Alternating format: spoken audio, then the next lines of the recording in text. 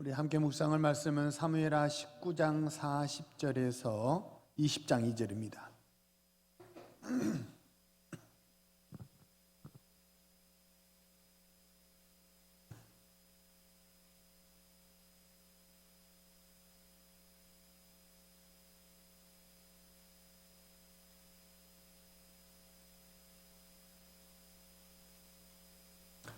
(19장 40절에서 20장 2절의 말씀) 우리 찾으셨으면 함께 읽겠습니다. 19장 40절입니다. 왕이 길갈로 건너오고 김함도 함께 건너오니 온 유다 백성과 이스라엘 백성의 절반이나 왕과 함께 건너니라. 온 이스라엘 사람이 왕과 함께 아뢰되 우리 형제 유다 사람들이 어찌 왕을 도둑하여 왕과 왕의 집안과 왕을 따르는 모든 사람을 인도하여 요단을 건너가게 하였나이까 하매 모든 유다 사람들이 이스라엘 사람에게 대답하되 왕은 우리의 종칠인 까닭이라. 너희가 어찌 이 일에 대하여 분내느냐? 우리가 왕의 것을 조금이라도 얻어먹었느냐? 왕께서 우리에게 선물로 주신 것이 있느냐? 이스라엘 사람이 유다 사람에게 대답하여 이르되 우리는 왕께 대하여 열 몫을 가졌으니 다윗에게 대하여 너희보다 더욱 관계가 있거늘 너희가 어찌 우리를 멸시하여 우리 왕을 모셔오는 일에 먼저 우리와 의논하지 아니하였느냐 하나 유다 사람의 말이 이스라엘 사람의 말보다 더 강경하였더라. 마침 거기에 불량배 하나가 있으니 그의 이름은 세바인데 베냐민 사람 비그리의 아들이었더라. 그가 나팔을 불며 이르되 우리는 다윗과 나눌 분깃이 없으며 이 세 아들에게서 받을 유산이 우리에게 없도다. 이스라엘아 각각 장막으로 돌아가라 하매 이에 온 유다 사람들이 다윗 따르기를 그치고 올라가 비그리의 아들 세바를 따르나 유다 사람들은 그들과 함께 왕과 합하여 요단에서 예루살렘까지 따르니라. 아멘. 할렐루야. 우리 한번 앞뒤 좌우 옆 사람과 서로 인사하실까요? 하나님 당신을 사랑하십니다. 네. 우리 한번 고백하시죠. 나는 복받은 사람입니다. 나는 행복한 사람입니다. 이게 참 고백이 힘이 있어요. 고백한 대로 하나님께서 우리 모든 성도들의 삶을 선하게 인도하실 줄로 믿습니다. 오늘은 화평하게 하고 하나 되게 하는 사람이라는 제목으로 말씀을 전하겠습니다. 이솝우화 중에 여우와 학 이야기 이제 다 아시죠? 뭐 초등학생들도 다 아는 이야기죠. 여우가 옆집 사는 학을 친구로 초대하고 저녁 식사를 대접했습니다. 하지만 초대받은 학은 아무것도 먹을 수가 없었습니다. 왜냐하면 학의 입은 뾰족한데 여우가 음식을 담아온 그릇은 아주 넓적했기 때문입니다. 아무것도 먹지 못하고 화가 난 학은 내가 받은 대로 되돌려 주기로 그렇게 결심하고 여우를 자기 집에 초대해서 저녁을 대접하기로 했습니다. 역시 학의 의도대로 여우는 아무것도 먹을 수가 없었습니다. 왜냐하면 이유는 같습니다. 여우의 입은 넓적한데 학이 음식을 담아온 그릇은 좁고 길었기 때문입니다. 자, 이 둘의 관계, 저녁 식사 이후로 이 둘의 관계는 과연 어떻게 되었을까요? 우화니까 이야기니까 그 뒤에 이야기는 기록이 되지 않아서 우리가 알 수는 없지만 어렵지 않게 유추를 해보면 이 둘의 관계는 이후로 좋았을까요? 안 좋았을까요? 안 좋았겠죠. 실제로 만약에 이렇게 인간관계가 되었다면 아마도 두 사람은 친구 관계로 지낼 수 없었을 것입니다. 좋은 마음으로 저녁 식사를 대접한 게 오히려 분쟁의 씨앗이 되었고 둘은 절대 친구가 될 수 없는 그런 사이가 되어버렸던 거죠. 우리가 작가가 되어서 이야기를 다시 한번 써보시죠. 만약 여우가 학을 초대했을 때 그때 했던 것에 정반대로 학은 자기 음식은 좁고 기다란 그릇에 담고 여우의 음식은 넓적한 그릇에 담았더라면 그랬더라면 어떻게 됐을까요? 이들의 저녁 식사는 분쟁의 시작이 되었기보다 이 둘은 서로를 더 사랑하고 의지하는 끈끈하게 되는 그런 계기가 되었을 것입니다. 교회가 하나 되는 것도 가정이 하나 되는 것도 마찬가지입니다. 사람은 서로 다 다릅니다. 심지어 일란성 쌍둥이도 서로 다르지 않습니까? 제가 그동안 청년사역 하면서 쌍둥이를 몇 사람 만났는데요. 일란성 쌍둥이에요. 근데 얼굴이 비슷하지만 너무 다르고 성격은 더 달라요. 목소리도 다르고요. 취향이 완전히 다릅니다. 일란성 쌍둥이도 이처럼 다르니까 서로 얼굴이 다르고 다른 핏줄로 태어난 사람들이 모인 교회가 찬성과 반대가 있다. 이건 너무나 당연한 일 아니겠습니까? 문제는 그 다음입니다. 서로 생김새가 다르고 취향이 다르다. 이건 너무나 당연한 일인데 그 다음에 당신이 나와 다르기 때문에 내가 당신과 함께 할 수 없다. 이렇게 생각을 했더라면 또 상대편에서는 당신이 나에게 이렇게 했으니까 내가 당신에게 이렇게 하겠다라는 식으로 대응한다면 그러면 절대 하나 될 수가 없겠죠. 그러면 여우와 학이 서로 잘 지내자고 저녁 식사를 시작한 것이 어떻게 된 거예요? 분쟁의 씨앗이 된 것처럼 서로 잘해보자고 뭘 하면 할수록 어떻게 될까요? 서로 잘해보자고 뭘 하면 할수록 그게 다 분쟁의 불씨가 되니까 곳곳이 지뢰밭이 되겠죠. 그래서 인간관계가 참 불편해지고 결국은 고립되지 않겠습니까?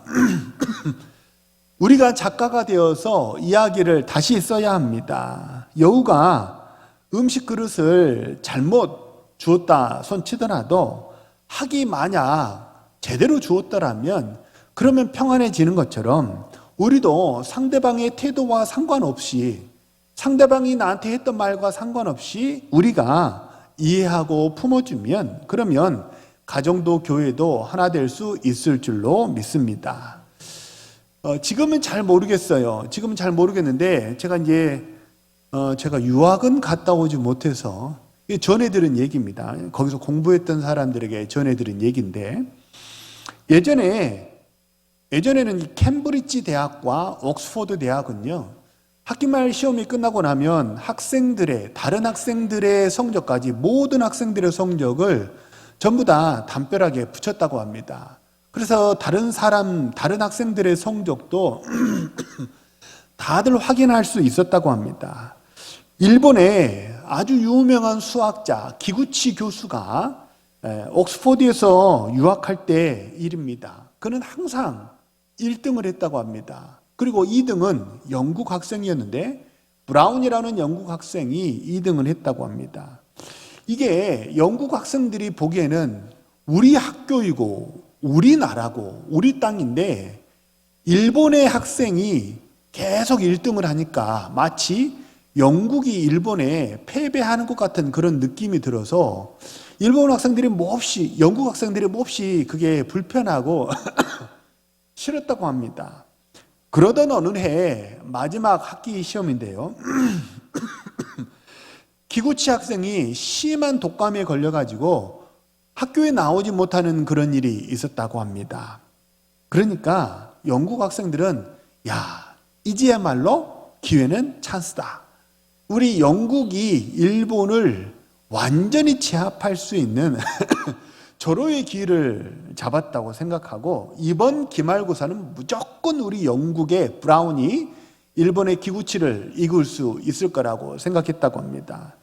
기말고사 시험이 끝나고 역시 성적표가 붙었는데 어찌된 일인지 결과는 같았습니다. 기구치 학생이 1등을 했고 똑같이 브라운 학생이 2등을 했다고 합니다. 영국 학생들은 도저히 믿을 수 없다는 그런 반응이었고 이게 뭐가 어떻게 된 일인지 학교의 조작인지 아니면 무슨 일인지 영국 학생들이 뒤를 아주 철저하게 좀 캐봤다고 해요. 뒤를 캐봤더니 기구치 학생의 1등이 된 뒤에는 숨은 조력자가 있었는데 그 조력자가 누굴까요? 2등이었던 브라운 학생이었다고 합니다. 기구치 학생이 심한 독감으로 학교에 나오지 못하자 매일매일 이 브라운 학생은 학교에서 수업이 끝나면 교과서를 들고 기구치 학생의 집으로 가서 오늘 이런 수업을 했노라고 기구치 학생에게 개인 과외를 다 해줬고, 그래서 기구치 학생이 역시 그의 학기말 시험도 1등을 할 수 있었다고 합니다. 분명 기구치와 브라운 이 두 사람은 1등을 놓고 경쟁하는 사이였습니다. 이 둘은 서로 다른 사람이었고 생김새도 다르고 목표도 다르고 나라도 다르고, 그래서 서로 경쟁하는 사이였지만 이들의 경쟁은요, 시장통에 마치 불량배의 싸움과 같은 그런 막싸움이 아니었습니다. 이들의 경쟁은 서로를 향한 배려가 있고 서로를 향한 애정이 있는 선의의 경쟁이었던 것입니다. 우리 그리스도인이 품어야 할 마음이 바로 이런 마음이지 않을까 싶습니다. 참 우리는 이제 지난 한 주간에 미국의 대선이라는 아주 놀라운, 정말 전혀 예상과 다른 놀라운 결과를 우리가 접하게 되었고, 그로 말미암아 온 세계가 다 긴장하고 있습니다. 그의 집권 2기가 어떻게 될지 우리는 잘 알지 못해요. 세계는 많은 정치학자들이, 많은 경제학자들이 세계는 더 극단적으로 분열하게 되고 자국의 이익을 추구할 것이다, 그렇게들 전망을 내놓고 있어서 이 불안한 마음을 떨쳐버릴 수가 없는 거죠. 이런 시대일수록 세기 말에 가서 이렇게 서로 당 짓고 서로 자기를 사랑하지 이웃을 사랑하는 마음이 사라지는 이런 시대일수록 우리가 바로 품어야 할 마음이 예수 그리스도의 마음인 줄로 믿습니다. 우리가 서로 다르지만 하나 된다는 것은 좀처럼 쉽지 않은 일입니다. 이것은 영적인 문제이기도 해요. 왜냐하면 서로 갈라지게 된 것이, 서로 쪼개지고 다투게 된 것이 영적인 문제로부터 시작이 되었기 때문입니다. 근데 영적인 문제일 뿐만 아니라 인격적인 문제이기도 합니다. 아무리 하나 되려고 마음을 먹어도 인격적으로 훈련이 잘 되어 있지 않으면, 그러면 생각과 다르게 그게 잘 되지 않기 때문입니다. 우리는 서로가 다르고 생김새도 다르고 목표도 다 다르지만 그러지만 우리는 서로를 향한 배려와 사랑과 이해가 있는 그런 아름다운 신앙의 공동체를 이루어가는 우리 동네 성도들 모두 되시기를 주님의 이름으로 부탁을 드립니다. 우리는 많이 다르지만 서로를 향한 배려와 사랑이 있을 때, 그때 가정이 평안해지고, 그때 우리 교회가 평안해지고, 뭘 해도 잘 되는 은혜가 우리 가운데 있게 될 줄로 믿습니다. 오늘 우리가 같이 읽은 본문은 압살롬의 반란이 진압이 되고 다윗이 다시 왕궁으로 황궁하던 때, 그때 일어난 일을 기록하고 있습니다. 다윗이 왕궁으로 되돌아오는데 40절에 보면 온 유다 백성과 이스라엘 백성의 절반이 왕과 함께 요단강을 건넜다, 그렇게 말합니다. 다윗이 황궁을 하는데 유다 지파가 호위대가 되고 유다 지파가 환영하는 그런 인파가 되었다는 말입니다. 이게 좋은 일인가요? 나쁜 일인가요? 유다 지파가 다윗의 호위대가 되고 유다 지파가 다윗의 환영 인파가 되었어요. 이거 잘된 거예요? 잘못된 거예요? 잘된 거죠. 왜냐하면 압살롬이 반란을 일으켰던 곳이 헤브론인데, 헤브론은 유다 지파의 땅이기 때문에 그렇습니다.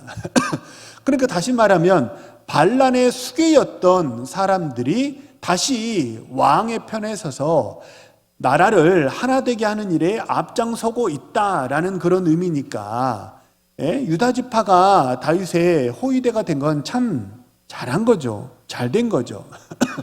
그런데 이걸 시기하는 또 다른 한 무리가 있었습니다. 41절에 보면 북이스라엘 백성들이 다윗에게 와서 우리가 왕을 모시려고 했는데 왜 왕을 도둑질해 가느냐 라면서 시비를 걸고 다투기 시작했습니다. 유다 지파가 다윗을 모시는 그 유다 지파의 명분은 무엇이었냐면 42절에 보면 그 유다 지파의 명분은 원래 다윗이 유다 지파 사람이었으니까 원래 우리 지파 사람이었으니까 우리가 모시는 게 당연하지 않느냐, 이게 유다 지파의 명분입니다. 반대로 북이스라엘 지파의 명분은 무엇입니까? 43절 말씀대로 우리가 10지파나 되니까 너희들보다 수가 압도적으로나 많으니까 우리가 이 모든 일을 주도해야 되지 않느냐. 이것이 북이스라엘 10지파의 명분이었습니다. 그런데 이 둘은 서로 왕을 모시겠다. 왕을 모시겠다는 건 참 서로 좋은 거 아닙니까? 근데 내가 서로 모시겠다고. 내가 주인공이 되고 내가 이 모든 일을 주도해야 한다고 생각하면서 다투게 되었고, 결국 북이스라엘 지파는 행사에 불참하게 되었을 뿐만 아니라 20장 1절에 보면 북이스라엘 중에 한 일단의 무리는 반란을 일으키는 지경에 이르게 되었습니다. 나라가 쪼개져 버린 거죠. 서로 왕을 모시겠다는 이 마음은 참 좋은 건데 그걸 내가 하지 못하게 되니까 어떻게 됐습니까? 나라가 쪼개지게 되어버렸다는 것입니다. 자, 한번 제가 여쭤볼게요. 한번 생각해 보세요. 집에 손님이 왔습니다. 그러면 아버지가 준비한 커피를 대접해야 될까요? 아니면 어머니가 준비한 저녁 식사를 대접해야 할까요? 어떻게 생각하세요? 커피예요? 저녁 식사예요? 둘 다 먹으면 되죠. 그죠? 둘 다 먹으면 되죠. 그래서 어머니가 준비한 저녁 식사를 먼저 하고 아버지가 준비한 차를 먹으면 그러면 되지 않겠습니까? 서로 손님을 대접하겠다고 준비한 거니까 서로 좋은 일이죠. 그런데 서로 내가 준비한 걸 대접해야 되겠다고 부부가 서로 싸우고 다투면서 손님이 집을 불편해서 떠나버리는 그런 격이 된다면 참 부끄러운 일 아니겠습니까? 마찬가지입니다. 왕이 황궁하는 일은 좋은 일입니다. 나라의 반란이 진압되고 나라가 다시 하나가 되는 그런 일이니까 참 좋은 일이죠. 그런데 그 일에 내가 이 모든 일을 주도해야 된다고, 내가 공을 세워야 한다고, 그렇게 이 공의 눈이 멀다 보니까 그러니까 서로 싸우게 되고 얼굴을 붉히게 되고 오히려 하나님의 영광을 가리게 되더라는 것입니다. 예수님 당시에 예수님에게 가장 많이 책망을 받았던 사람이 바리새인입니다. 바리새인이라는 말은 그 이름의 뜻은 뭐냐면 분리하는 사람이라는 뜻입니다. 바리새인은 좀 튀는 사람들이었어요. 하나 되지 못하고 분리되는 사람들이었습니다. 그래서 예수님 시대에 가장 많이 왜 그렇게 니들은 하나 되지 못하고 튀어나가니? 라면서 제일 많이 책망을 받았던 것입니다. 그런데 가만히 이 바리새인의 분리를 가만히 한번 들여다보면요, 바리새인은 오늘 본문에 나온 비그리 아들 세바처럼 내 이익을 챙기고 내 욕심을 챙기고 내가 주인공이 되어야 한다라는 취지로 도드라진 게 아니었고요. 내 욕심을 챙기고 내 이익을 챙기는 것은 참 이렇게 못난 일이죠. 그래서 분명 바리새인은 잘못된 일에 주역이 되려다가 그렇게 서로 갈라지게 되었지만, 세바는 그렇게 갈라지게 되었지만 바리새인은요, 남들보다 훨씬 하나님을 더 잘 섬기려는 그런 마음을 품다 보니까 갈라지게 된 것입니다. 갈라진 것은 이후 여하를 막론하고 그게 하나님께 선이 될 수 없어요. 이후 여하를 막론하고 갈라진 건 잘못한 겁니다.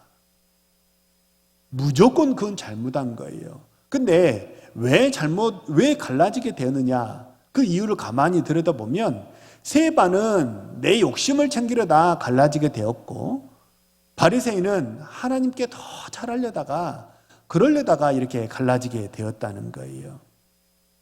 주님은 산상수훈에서 화평하게 하는 자를 일컬어서 하나님의 아들이라 일컬음을 받을 것이다, 그렇게 말씀하셨어요. 이 말을 거꾸로 읽어보면 어떻게 될까요? 하나님의 아들은 뭐 하는 사람이라는 거예요?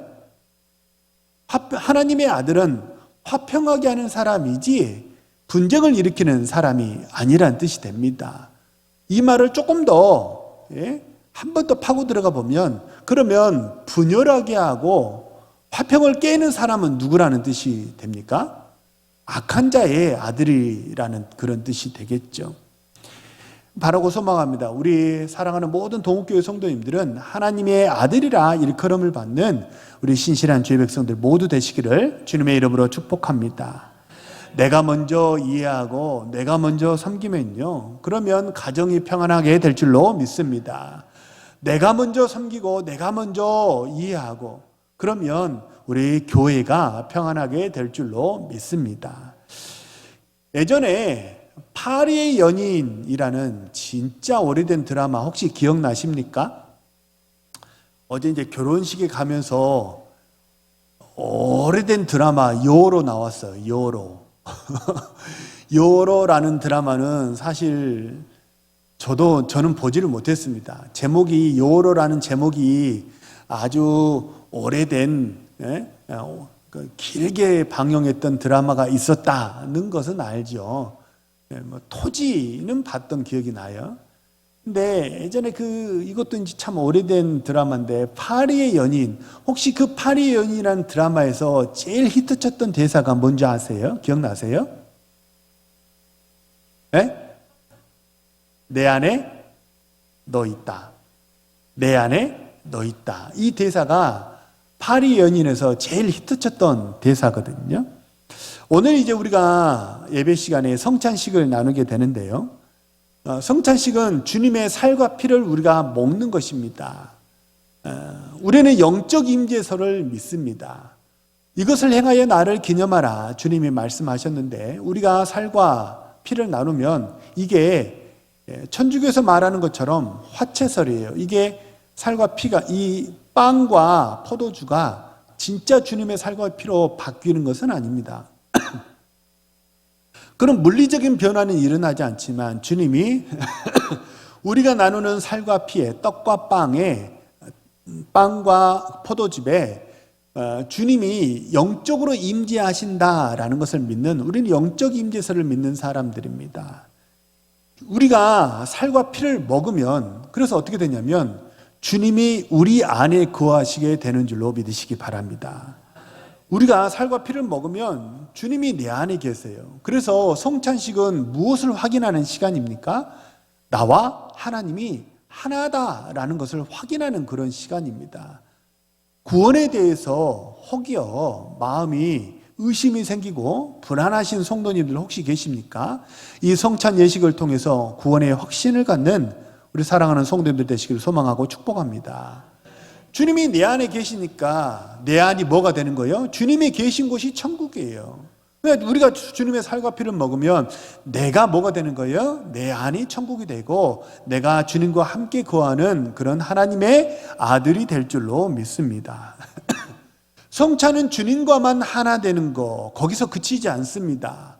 성찬을 나누는 모든 성도들과도 하나 되는 것을 의미하는 것이 성찬입니다. 우리는 편의상 미리 다 소분된, 다 잘게 쪼개지고 갈라진 그런 빵과 포도즙을 먹고 마시게 되는데요. 원래 초대교회에서 했던 성찬은 어떤 거였냐면, 이 가운데 커다란 하나의 빵이 있고 가운데 커다란 포도즙 통이 있는 거예요. 각자 개별적으로 포도즙을 준비해 와서 먹지 않고 하나의 빵, 하나의 포도주를 우리 성도들이 하나씩, 한 조각씩 이렇게 떼어 먹으면서 뭘 확인하냐면 우리는 주님과도 하나 될 뿐만 아니라 하나의 빵과 포도주를 먹음으로 우리는 서로 예수 안에 한 형제요 한 자매다 라는 것을 확인하는 시간이 바로 성찬이었습니다. 바라고 소망합니다. 우리 이 예배 시간에 성찬 예식을 거행하게 되는데요, 이 성찬 예식이 그저 늘 행하던 1년에 2번 하던 그런 무의미한 시간이 아니라 나의 구원을 다시 한번 확신하고 확인하는 그런 복된 시간이 되시고, 옆에 있는 성도들과도 당신과 내가 남남이 아니라 예수 안에 한 형제요 한 식구라는 것을 확인하는 복된 시간이 되기를 간절히 소망합니다. 그래서 서로 다릅니다. 우리는 분명 다릅니다. 하지만 다르지만 서로 이해하고 양보하고 서로 보듬어 줌으로 예수 안에서 하나의 공동체를 이루어 가시는 우리 신실한 주의 백성 모두 되시기를 주님의 이름으로 축복합니다. 우리 주신 말씀을 놓고 한번 합심해서 통성으로 기도하고요, 또 한 번 기도하실 때 우리가 주님의 살과 피를 통해서 온전히 주님과 하나 되는 시간 되게 하여 주옵소서. 합심해서 통성으로 기도합니다.